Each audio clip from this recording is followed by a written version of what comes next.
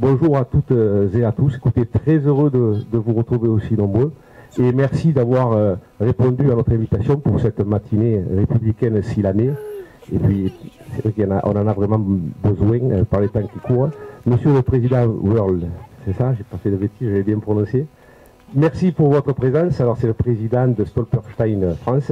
Et puis, un jour, j'ai eu la bonne surprise d'ouvrir ma boîte mail et d'avoir un mail envoyé par les personnes qui travaillent avec vous et qui me dit voilà, sur la commune, vous avez 3 personnes qui sont mortes pendant la guerre, mais qui ont été victimes du nazisme. Et si vous voulez, depuis 30 ans, mais je vous laisserai représenter tout ça, avec un artiste allemand, M. Gröning, on pose des pavés de Stolperstein. Donc je suis allé, et bien évidemment, la décision a été rapide à prendre. Et donc ils sont 3, M. Querel, M. Gaillard, que l'on aura sur la place de la mairie, et ici M.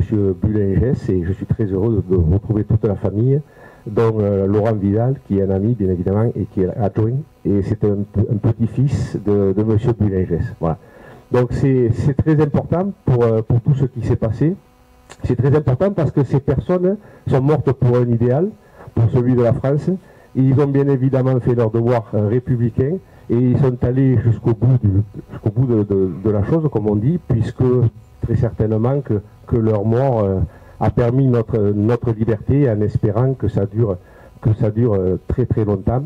Ces 3 personnes ont été de Vandargues et les deux personnes dont le pavé va être posé sur la place de la mairie, on n'a pas trouvé d'adresse. Voilà, et on l'expliquera, les enfants vont l'expliquer un petit peu plus tard. Mais pour M. Bulingès, M. Bulingès, il avait deux filles et je remercie pour leur présence, bien sûr, les deux branches, hein, la branche Vidal et la branche Poulet, mais ainsi que tous les autres membres de la famille. Et merci à Josette, plus particulièrement, d'avoir accepté que l'on pose ce pavé ici, avec tout ce que cela représente. Et Laurent, je pense que de là où elles sont, il y en a 2 qui doivent râler, peut-être qu'elles nous engueulent même, mais on avait l'habitude, on en est très fiers. Et on est très fiers également que ça se passe en votre présence, bien évidemment. Et merci à tous les porte-drapeaux d'avoir répondu à notre invitation. Merci au conseil municipal des jeunes, Bérangère, pour tout le travail qui est effectué. Et puis, non seulement ils sont là, non seulement ils ont travaillé sur ce dossier, mais en plus, cher Jacques, on a eu le plaisir, le conseil municipal des jeunes, ça fait entre 25 ans et 30 ans qu'il y en a à Vandargues. Et chaque fois, tout le côté mémoriel était important. Ils sont présents à toutes les manifestations, à toutes les commémorations. Et là, l'Ordre national du mérite leur a décerné le premier prix de la citoyenneté. Donc bravo.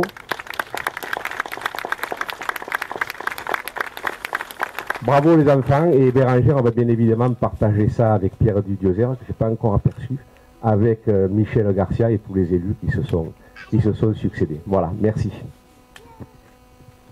Oui, M. Verle va nous dire 2 mots sur les pavés. Il y aura des explications plus complètes sur la place de la mairie tout à l'heure. Mais donc, tout de suite, quelques mots, M. Verle. Bienvenue à tous. En 1992, Gunther Demnig, un artiste allemand, fils de nazi, a du mal à comprendre les actes de son père. On est en Allemagne dans les années 90, dans une situation compliquée. Des enfants qui n'ont pas apporté la culpabilité de leur père travaillent sur la mémoire. C'est difficile, on l'imagine. Mais pourquoi des enfants devraient payer pour les actes de leurs parents? Et Gunther s'est toujours demandé comment il pourrait faire amende honorable. Il était street artiste, il fait du street art. Il avait à l'époque 40 ans.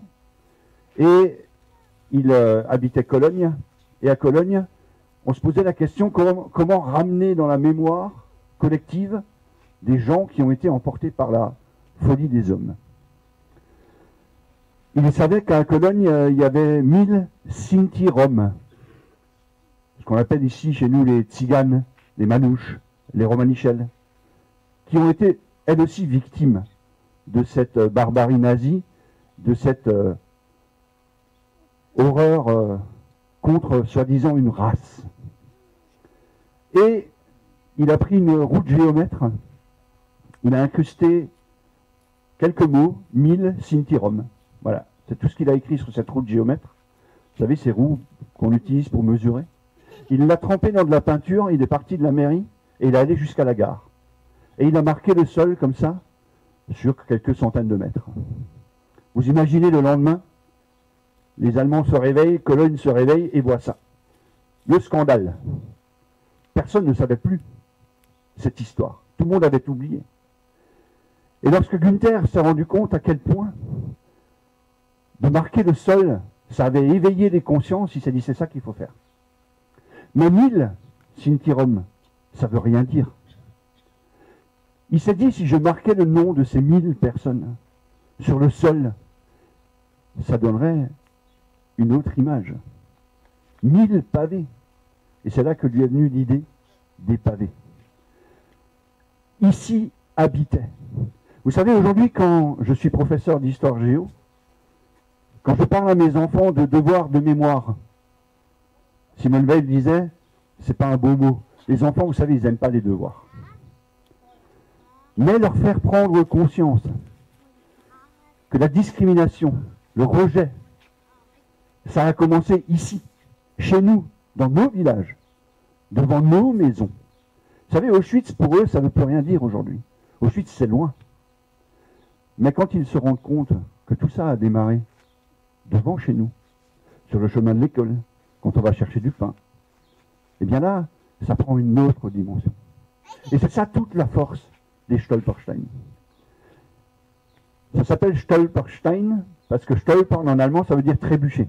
Ah, vous inquiétez pas, hein, vous n'allez pas trébucher avec les pieds, mais le but c'est de faire trébucher les consciences. C'est-à-dire que lorsque vous voyez un Stolperstein, quelque chose qui brille au sol, vous savez, hein, les gens, c'est humain, hein, quand on voit quelque chose briller au sol, tout de suite on est attiré. Et qu'est-ce qu'on fait quand on voit un pavé qui brille? Eh bien on s'approche. Comme il y a quelque chose d'écrit dessus, qu'est-ce qu'on fait? On s'incline. Et quand on s'incline, on rend hommage. Et l'humain a cette autre capacité, c'est que lorsqu'il y a quelque chose d'écrit, il aime bien le lire. Et donc il va prononcer au moins la partie la plus grande, et c'est le nom. Vous savez, les nazis ont voulu effacer le nom de leurs victimes. Et nous leur redonnons aujourd'hui un nom. Nous leur redonnons une identité. Dans le Talmud et dans beaucoup de religions, et aussi par exemple chez les Mexicains, on dit que lorsque le nom est oublié, la victime meurt une deuxième fois. Eh bien aujourd'hui à Vendargues, nous n'allons pas laisser Augustin mourir une deuxième fois. Nous allons lui rendre son nom, nous allons le faire briller dans les rues de Vendargues, et tous ici présents, vous êtes des acteurs de cela. Et en cela, nous avons gagné sur le nazisme, sur l'obscurantisme, et nous gagnons sur l'ouverture, l'acceptation des autres, et sur cette Europe qui doit continuer à nous protéger. Merci à tous.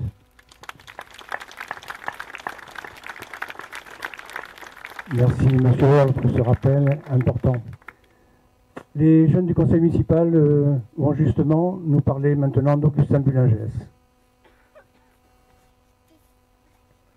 Augustin Bulingès est mort le 13 février 1945, victime du nazisme. Il avait 30 ans, une femme et 2 enfants.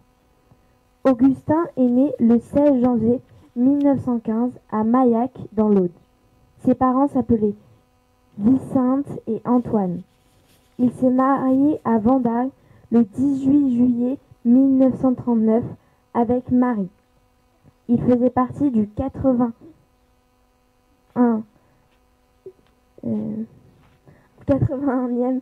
régiment d'infanterie et a été prisonnier de guerre à Rawarivka en Ukraine, à 2213 km de chez lui, en juin 1940. Réquisitionné pour le STO, service du travail obligatoire, il a été alors envoyé à Dresde, en Allemagne, pour travailler et ainsi participer contre son gré à l'effort de guerre allemand. Des milliers de prisonniers et de travailleurs français ont ainsi été réquisitionnés et sont partis en Allemagne travailler dans les usines, les fermes ou sur le chemin de fer. Augustin, lui, a travaillé dans une fabrique de machines à écrire. Dans la nuit du 13 au 14 février 1945, il est mort sous les bombes, seul à 1400 km de chez lui, victime du nazisme. Sur sa fiche d'état civil, à titre posthume, il est inscrit mort pour la France.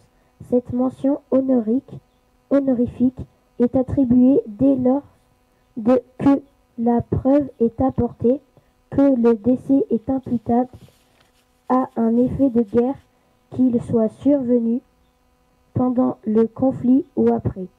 Augustin, nous ne vous oublierons pas. La parole est à Monsieur Laurent Vidal, petit-fils de Monsieur Augustin Bulingès.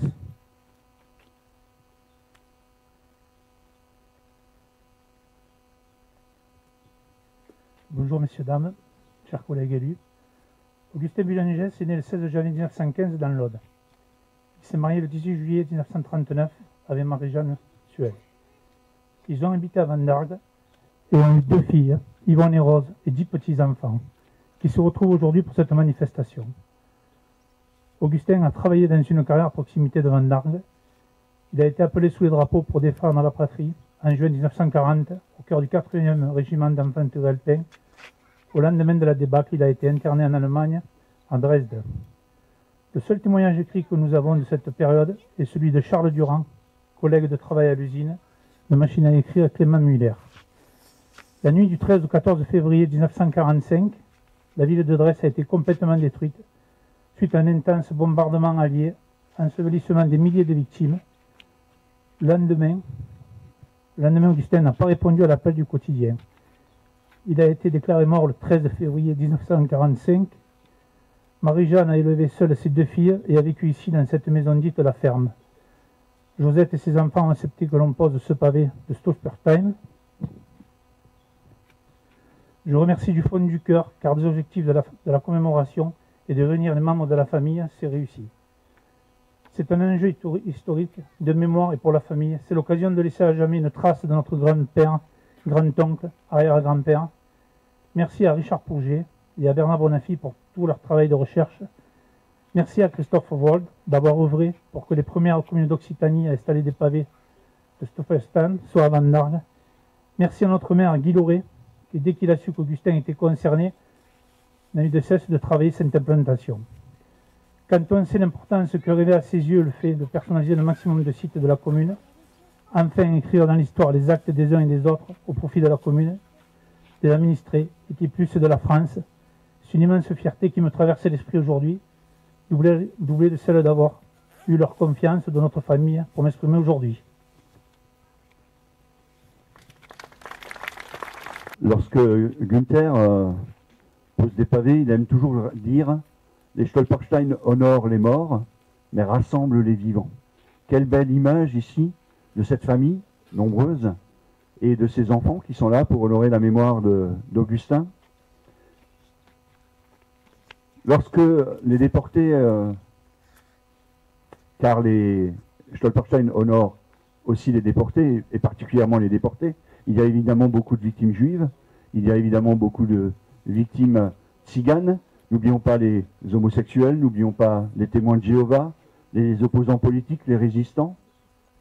Eh bien, la plupart du temps, ils n'ont pas de tombe.